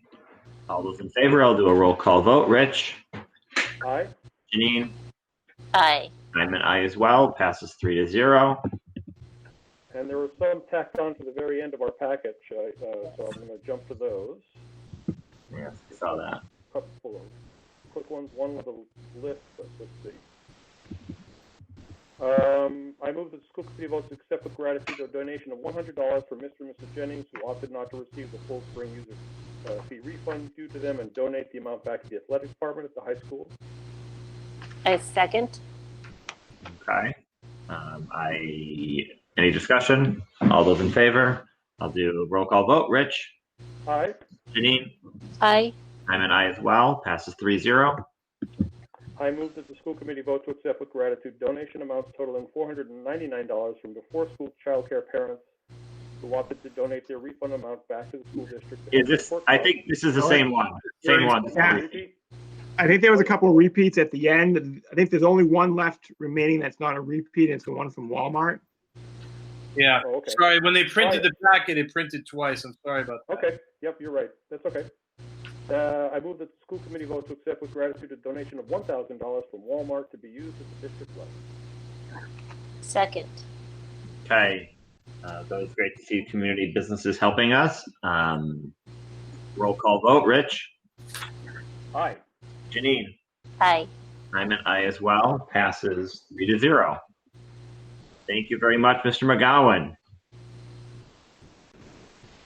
Okay, so where are we at here? We're at subcommittee updates, and the only subcommittee is finance planning team. We met May 28th, we met June 8th, we met at 5 o'clock today. In terms of an update, I think it's pretty simple. We worked on the budget more than anything, and we were able to do the work that we talked about already. Only other updates are, as I mentioned, town meeting we're still trying to have at the end of the month. Most likely, I think the vote on the special town meeting for the turkey farm is going to be moved to a later time, and we're going to try to minimize many things on the warrant. One thing that is going to be on there, and Michael, did you want to talk at all about? Do you want to bring up at all the solar discussion? Because I think the select board is going to be talking about it. Yeah, I can definitely provide an update to the committee so everyone's aware. So as you know, we have had the solar RFP out in advertisements. The due date for that was Friday, May 22nd. So those bids, proposals came in about a week ago, just before the Memorial Day weekend. So we spent the majority of this week reviewing those. We got 4 proposals from a variety of different vendors and developers, one of which didn't meet the minimum requirements, and it was kind of incomplete packet, so one was disqualified. So we got 3 complete proposals. It does appear that the most advantageous proposal, it certainly could essentially yield a little more than $102,000 of an operating lease revenue, back to the school district on an annual basis for 20 years. So that was right now the most advantageous proposal. We're continuing to review all the documents. There's a lot to review, and we're ranking the proposals and doing everything that we need to do. But certainly, the revenue, I think, is such that it's certainly worth pursuing and considering. The project does require the necessity of a few town meeting warrant articles to allow us to officially enter into a signed contract agreement. So the select board is discussing those. There's been conversation whether or not they, in the focus of reducing the articles for the most necessity and needed projects, would potentially delay this one to the fall. I've certainly advocated to the finance planning team members and to Michael Gumberto that they consider not doing that and keeping those warrant articles on the June town meeting. And hopefully with a brief presentation and some information, we can get the information out there that's needed, and it doesn't have to be a lengthy discussion. Essentially, there was 4 warrant articles that you may recall originally approved by the committee back in April. Based on this project, one of such was an article that would essentially require was necessary for us to just approve the transfer of the middle school and the high school roof and the potential of the adjacent ground area for this purpose, other than its intended purpose, which is obviously education, and allow us to get into sort of a 20-year lease type agreement with a developer. So that's kind of the purpose of the first warrant article.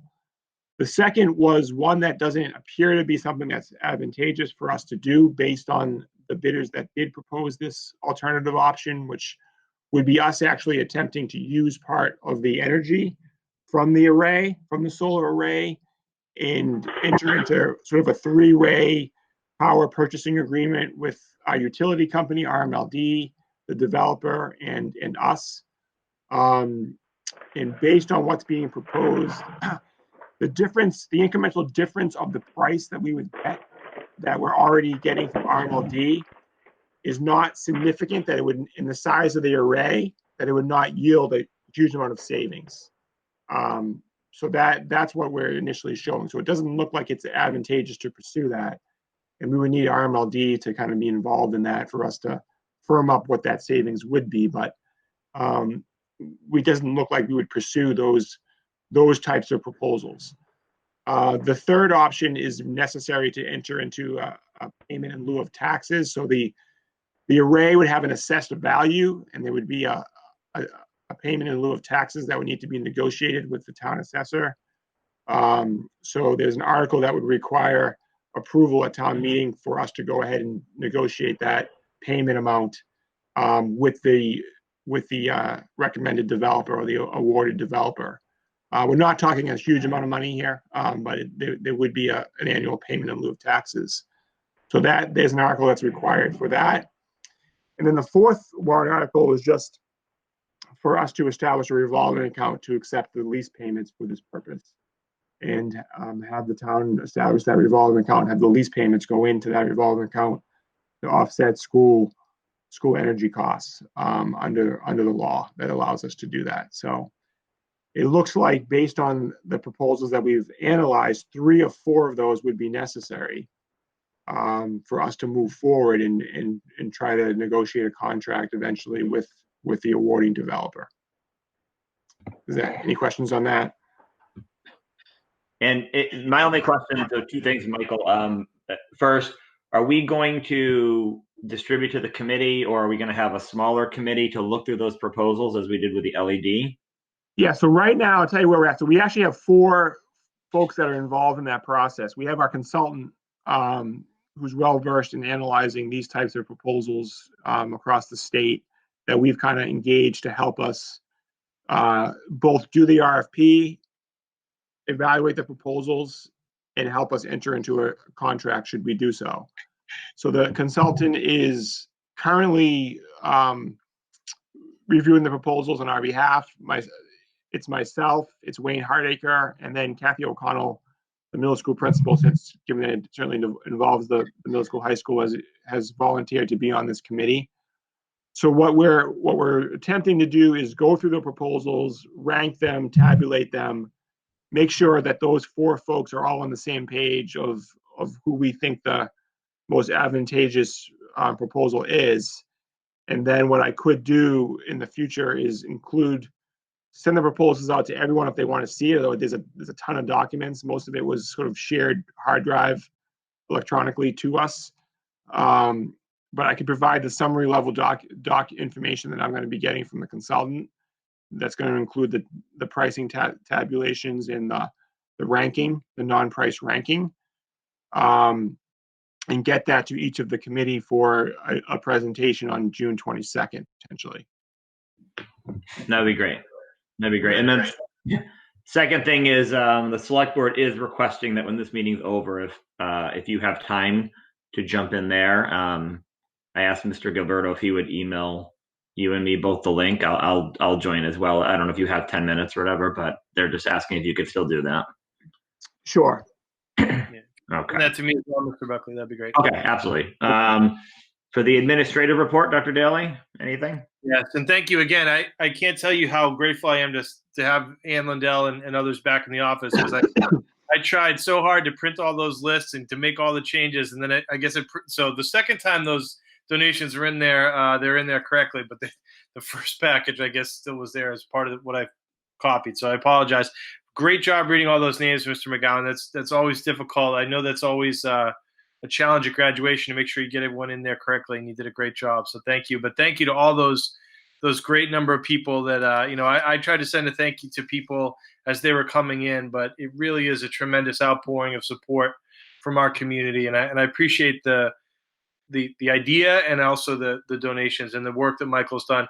My administrative report tonight really is just another thank you to Michael and to celebrate another foundation grant that Michael put in for. There's so many different webinars and grant opportunities that he and I are doing constantly and trying to keep on top of. And so this one is the Help Feed School Kids Now grant in the amount of $1,500 that we're going to be receiving. In addition to the grant, we also will be receiving 2 professional sealing machines that will help keep food safe and secure for students that are receiving them. So this is just more good news in addition to the other grants that we received to help support our programs to keep our children well fed during this time of closure and remote learning. So again, thank you, Michael. Thank you to our food service at Chartwells and Anna McGovern and everyone working in that process. It's been great, and this is going to help us out as well. So thank you. Great, thank you. Sorry, I was actually just looking up the select board information myself. I think I have the thing I can send to you guys. Yeah, I think I have it here as well. It's is it a 7:30 open session? I think that's what I'm planning on going into. Yeah, so. okay. Yeah. Okay. Correspondence, any correspondence, Dr. Daly? Not at this time. Future business, we have a to be determined school improvement plans on June 22nd. Is that correct? That'll be a virtual meeting as well. Yep. June 29th, an executive session before town meeting. There's a chance, just so everybody knows, there's a chance that it might end up being June 27th. It looks like town meeting could be an outdoor on Saturday, June 27th. So for the committee members, just to mark their calendars. I don't know what that was being determined tonight at the select board meeting. Yeah. There's a little bit in flux there. Yep. Yeah, and then July 22nd, we'll have a meeting where we're going over the superintendent's evaluation. Again, location to be determined, probably a virtual again. And that's all I have. Does anybody have any other events or any other things to discuss? Hearing none, I will entertain a motion to dismiss, adjourn. I will so move. I will second. Okay, roll call vote on that. Rich? Aye. Janine? Aye.